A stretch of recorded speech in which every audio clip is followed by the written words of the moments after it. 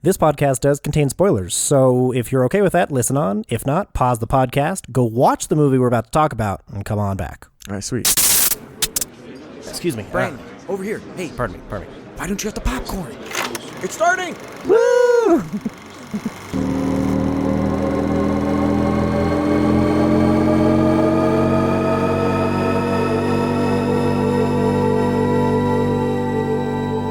There's a lot out there to see. This is what we watched. Hello and welcome to What We Watched, or What I Watched. This is a movie review podcast for movie lovers, TV lovers, and of course the film awards seasons. My name is Brandon Elliott, and I will be the host of today's podcast. I'm recording this on the verge of the 2026 awards season, where it's laid out a little bit differently this year, with the Critics' Choice nominations being announced first, and then the Golden Globes, and then those award shows are going to happen in that respective order, which is flipped from how it normally is, or how the last couple of years have been. With the Globes kicking off awards season, they haven't really been taken as seriously with the Hollywood Foreign Press Association, but now that that's been disbanded, they're starting to become a bit more serious and a better barometer for the serious films of the year. But I'm curious to know if this move to be the second award show of the season was intentional, or if this just happened to be coincidence this year.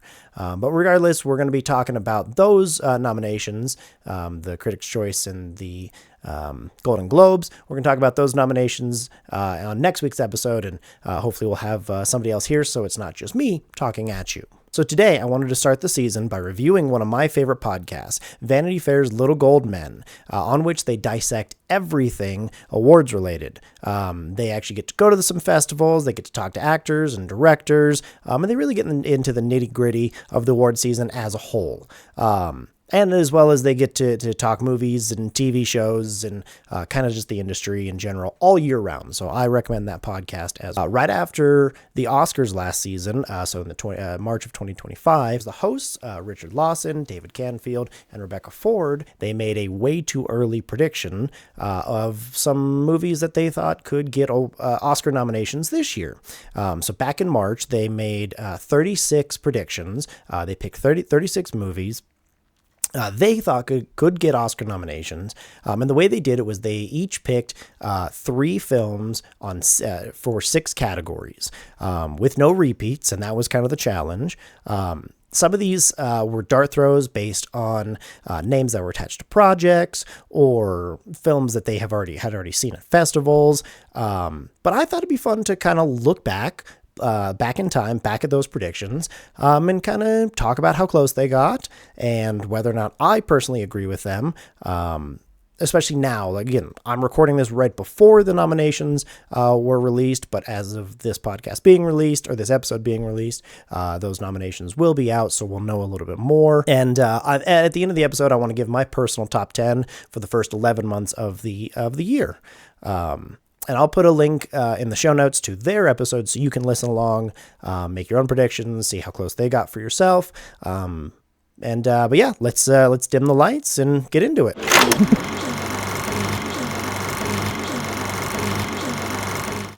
Okay, on the Little Gold Man podcast, they made predictions on the supporting actress, the supporting actor, the lead actress, the lead actor, the best director, and of course the best picture nominees or categories. I'll let them explain their reasonings on their own podcast and let them give their own justifications for each of their picks, as well as kind of let them tell you who made which pick. Today, we're just going to kind of go over the list as a whole. We're going to get into the categories, and we won't get too deep into why they made those picks. So, first I'll just lay out the nominations, and then I'll get into my thoughts about everything. So, for supporting actress, we have Regina Hall for One Battle After Another, Amy Adams for Clara and the Sun, Gwyneth Paltrow for Marty Supreme, Laura Dern for Is This Thing On, Tilda Swinton for Ballad of a Small Player, and Thomasin McKenzie for The Testament of Anne Lee. In supporting actor, we have Tahar Rahim for Alpha. We have Christian Bale for The Bride. We have Christoph Waltz for Frankenstein. We've got Daniel Day-Lewis for Anemone. Jeremy Strong for Deliver Me From Nowhere. And Pedro Pascal for Eddington. In the lead actress category, we have Renate Reinsve for Sentimental Value. Jessie Buckley for Hamnet. Zendaya for The Drama. Jodie Comer for The Last Disturbance of Madeline Hind, Olivia Colman for The Roses, and Rose Byrne for If I Had Legs, I'd Kick You. Over in the lead actor category, we've got Adam Sandler for Jay Kelly, Josh O'Connor for The History of Sound, Andrew Scott for Pressure, Idris Elba. At that time, they didn't know what the project was called, so it was called the Untitled Catherine Bigelow Project, which we now know is A House of Dynamite. Austin Butler for Caught Stealing. Dwayne Johnson for The Smashing Machine. In the Best Director category, they predicted Terrence Malick would get a nod for The Way of the Wind. Lynn Ramsey for Die My Love. Park Chan-wook for No Other Choice, Ruben Östlund for The Entertainment System Is Down, Spike Lee for Highest to Lowest, and Nia DaCosta for Hedda. And then finally over in the Best Picture category, we have Nouvelle Vogue with The Secret Agent, After the Hunt, Avatar Fire and Ash, Wicked for Good, and The Lost Bus. And just for fun, they said the three most likely to win out of all of 36 movies were After the Hunt, Jay Kelly, and Pressure. We'll see about that. All right, so in the supporting actress category, they actually only missed on one. Regina Hall for One Battle After Another, I think, is a very strong contender.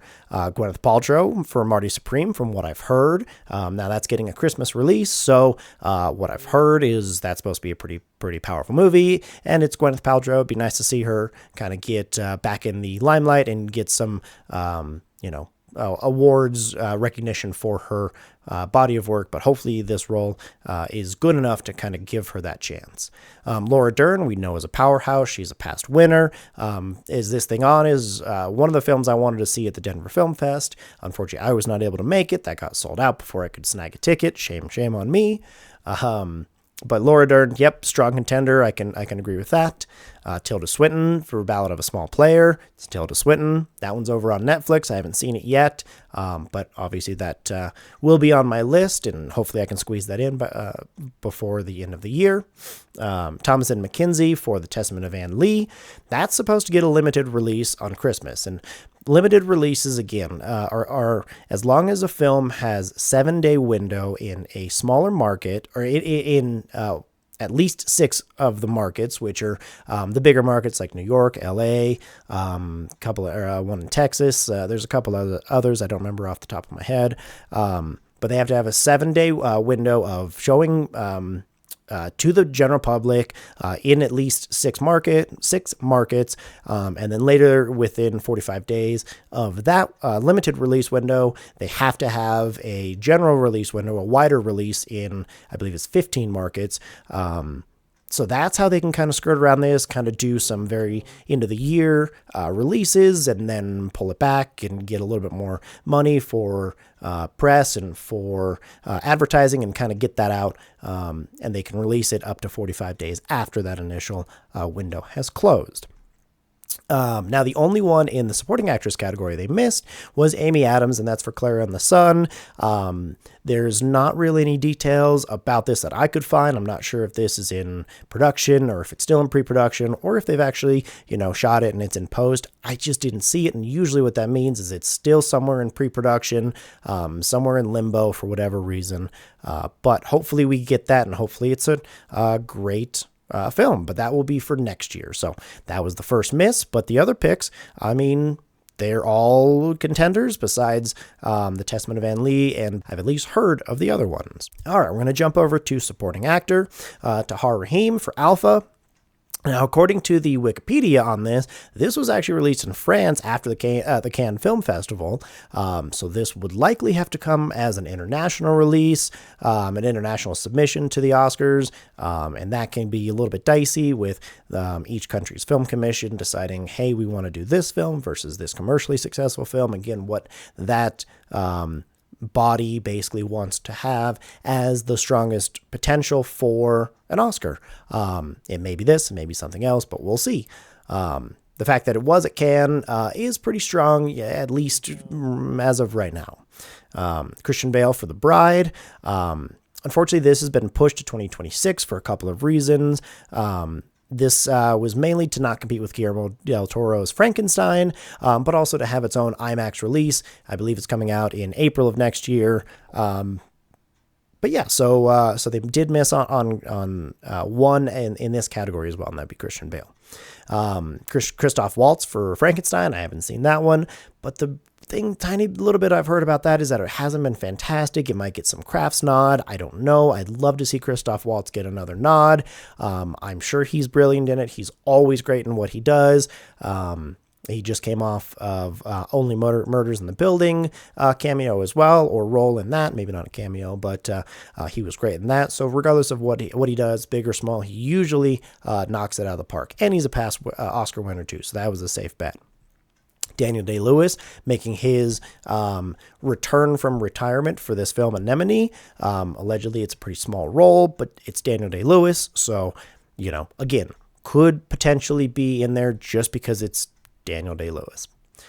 Jeremy Strong for Deliver Me From Nowhere. Springsteen, Deliver Me From Nowhere.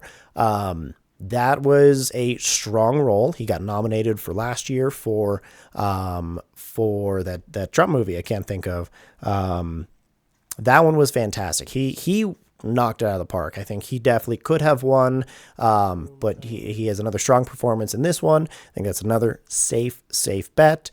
And then Pedro Pascal for Eddington. Reviews have been very mixed. That's over on HBO Max. If you haven't seen it yet, that's still on my list because I just didn't make time for that one. Shame on me.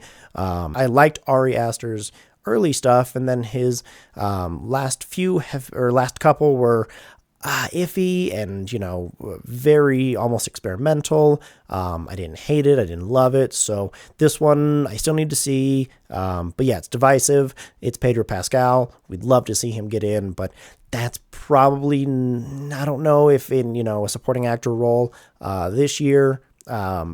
I don't know if he's going to make it to the Oscars. He might get some awards push early on, but I don't know if he's going to have enough momentum with a film that was moderately successful and had very mixed reviews. That's going to be where it's really interesting.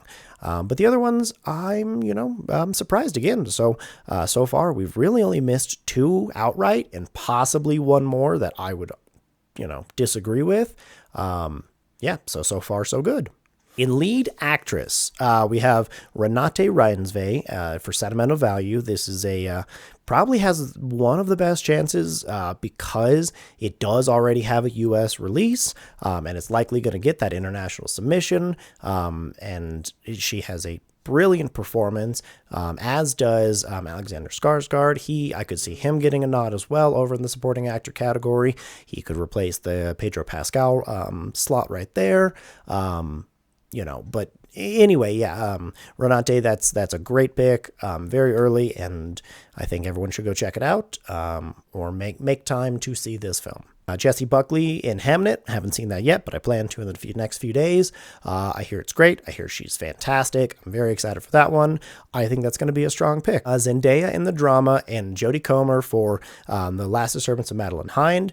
Both are going to be a 2026 release, at least. The drama is supposed to be out in April, May, or some early to mid part of 2026, but then it's Zendaya, so this also has Robert Pattinson. Could be a strong role, could be a strong movie, but we will have to see about it next year. Jodie Comer in The Last Disturbance of Madeline Hind.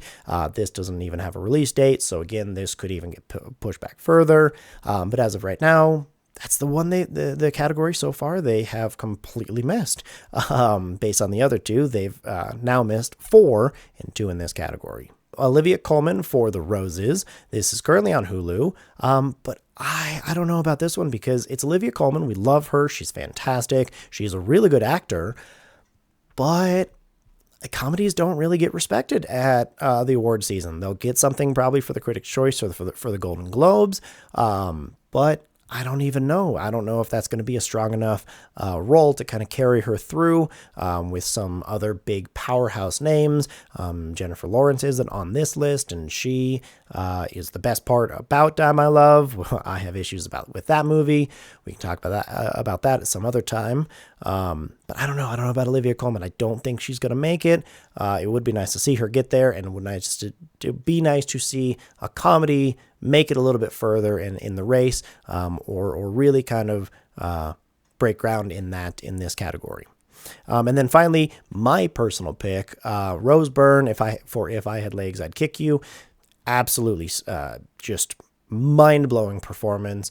Highly recommended. It's one of my it's on my top 10. I'll give a little spoiler on that. It's just insane, and she goes through so many emotions in such a wide range. She really puts on her acting shoes and just runs as fast and as far as she can go. She's a stellar actor in a great role, in a great script, great film, and it's just go see it. That I think of this one, while the Little Gold Men guys missed the majority of picks, the two strongest I think are Renate Reinsve and Rose Byrne. So good job on getting 2 of the 5 that I would probably put money on those 2 getting in for sure. The rest, we'll see. All right, in Best Actor, we've got Adam Sandler for Jay Kelly. It currently has a limited release, and it will be on Netflix as of this episode coming out. It came out on Friday, December 5th, same day as the Critics' Choice nominations, so that'll be interesting. I don't know much about this one. I'm excited to see it. I'm glad it's on Netflix, because here in Denver, we didn't get we don't get the limited releases that often, so that would be nice to see. It's going to be nice to see, and we'll see what Adam Sandler can do this time. Josh O'Connor for The History of Sound. It's currently on Mubi. If anybody has that streaming service, give me the password so I can watch some really interesting and very odd films, but it's also available for rent on Prime if you want to throw them a few bucks. And smaller independent films can always use a little bit more support, so go and buy the film, or go and rent the film and check it out. I've heard he's fantastic in it. I've heard the film is you kind of love it or hate it, but I don't know much about it, so I won't speak too much more to it. I got Andrew Scott over in Pressure. I can't find a release date for this one. It's supposed to also have Brendan Fraser. I'm told it's going to be a good movie, but I can't find it. I don't know if they're still in production or not, or what's going on with that, but it's definitely not coming out this year. And it's possibly going to come out next year, but we'll see. So they missed on that one, and that's their only miss for this category. Idris Elba for A House of Dynamite. I mean, it's Idris Elba. I've heard The House of Dynamite is fantastic. I still have yet to see that one.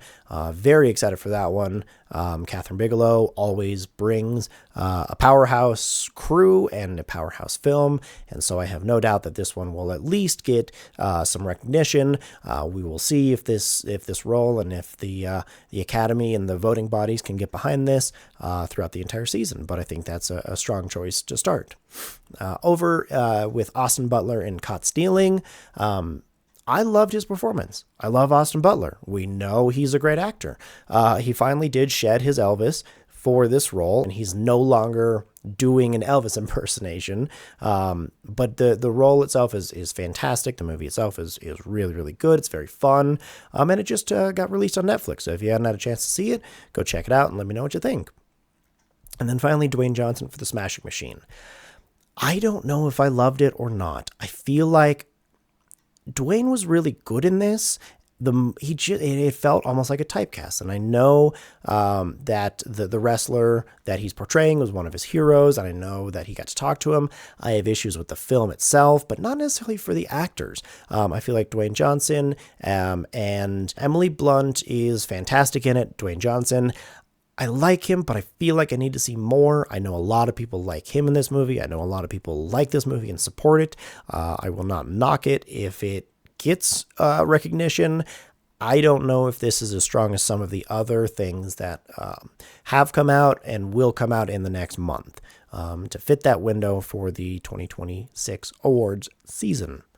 Moving on to Best Director. Unfortunately, they missed on a couple of these. Terrence Malick for The Way of the Wind. I can find almost no information about this one. I don't even know if he's done writing it. I don't know when this is even supposed to go into production. But it's definitely not coming out this year. It might not come out next year. I'm interested to see another Terrence Malick film. It's been a while, so come on, man, let's go. We have Lynn Ramsey for Die My Love. I won't bash the film too much right now. I did not like it very much. I thought that Jennifer Lawrence was fantastic in it. It's Jennifer Lawrence. I wanted to like Robert Pattinson in it. I thought it would have been a killer role for him. It's not necessarily him that I have problems with. It's more his character and the lack of things that he does. But unfortunately, because there's not much for that character to do, he doesn't have a chance to show his range. I don't think that he's going to get a nod. And the reason why is because I don't think Lynn Ramsey, the director, really was able to pull what she needed to from him to get a better performance or to get a better story pulled out of this material. I don't think that she's going to make it. I really don't. I want more women to make it, and I want more good films to be made. I just don't think this one is going to. Park Chan-wook for No Other Choice is the next one. This is going to get a very limited release on Christmas, and it'll release wider in 2026. It was already released in Korea in September and already has made a bunch of money over there, so it's very likely that it's going to be the international submission for Korea, South Korea, but I don't know. We'll see. Park Chan-wook is known to make fantastic films, and voting bodies and the Academy and film diehards and pretty much everybody who sees one of his films goes, yep, that's a great film. So I think that's a solid choice. I would not be surprised to see him dominate the conversation and possibly win. We'll see what happens. Ruben Östlund for The Entertainment System is Down. He won the Palme d'Or for Triangle of Sadness, or his film won the Palme d'Or for Triangle of Sadness. We talked about that on a previous episode. So go check that out as well. This one unfortunately doesn't even have, it has a tentative release window of sometime in the autumn of 2026. Not much more than that. So I believe they're in post-production, but we'll see.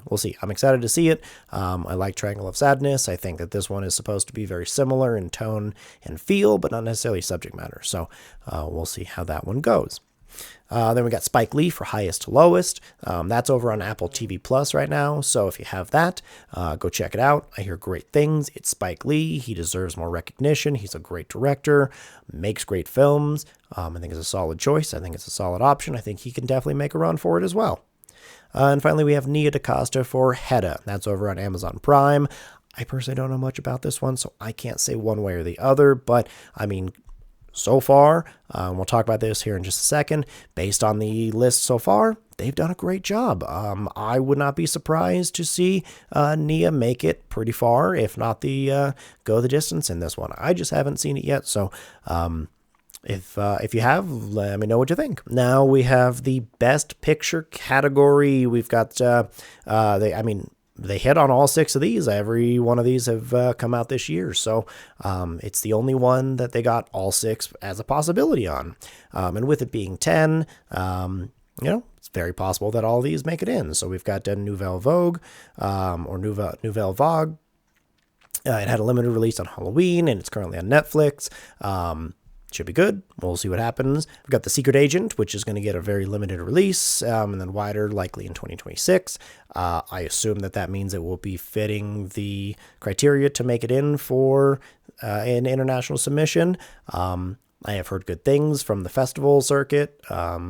It's got some trailers out now you can go watch, and it seems like it's going to be a pretty decent film, if not a great film, but that would be fun as well. We need more international films. All right, we've got After the Hunt. That's on Amazon Prime currently. I did miss that one in its theatrical run, but it got a pretty good run, so that means it probably did pretty well and could have a chance. It looks fantastic. I hear it's really good. I'm excited to see it, so fingers crossed on that one. I assume that Avatar Fire and Ash is going to get one of the 10 spots because it's an Avatar film. It's definitely going to get some technical nods that you can almost just, put it in writing right now, mail that check to the bank and wait for that to cash in, because that's what they do. We'll see if it does any better than that, because again, it's an Avatar film. I'm very excited for it. It's coming out later in December. It's my most anticipated of the year. Wicked for Good. Again, we won't bash it here. I did not love it as much as the first half of Wicked, the first film of the adaptation of the play. I just don't know if it's going to make it in. I really don't know. I think, again, it had a great opening. It was very popular when it came out, and yes, pun intended. But I don't know if this film, if the second one has the legs the first one did to make an awards push and get us all the way where it needs to go, namely in the Best Picture category. But we'll see if it could make at least, costumes or set design, something like that. Or obviously probably song. And then finally over here in this category, The Lost Bus, that is also on Apple TV Plus. So Apple's coming in with some heavy hitters. I don't know much about this film, but it got released, and so good job to Little Gold Men. So I'm not going to get into most likely to win Best Picture. I don't feel like I'm equipped to talk about it. But I haven't seen so many of these. I'd rather just kind of give you guys my top 10 of the year, at least so far. And again, this is just a few days into December. We still have a lot of films left to come out that may or may not change. But these are my personal rankings, and it's what I liked most this year. I really had trouble narrowing it down because I liked a lot of these. Now, I don't know if my top 10, these are all going to get into the award season or be in contention for things, but I think that they at least have merit to them in one facet or another that deserve consideration or deserve at least to be watched.